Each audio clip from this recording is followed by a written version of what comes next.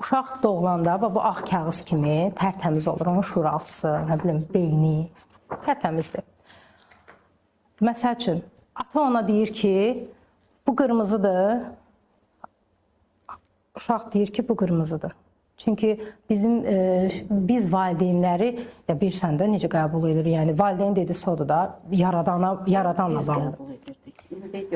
Yox. Bunlar şuur altında gedən proseslərdir. Şuur altı olaraq uşaq şərtsiz, sözsüz qəbul edir. Valideyn. Ana ona desə ki, qızım bu yaşıldır, bu yaşıldır. Onu buna ubicdeniyalar deyirlər də, inanclar.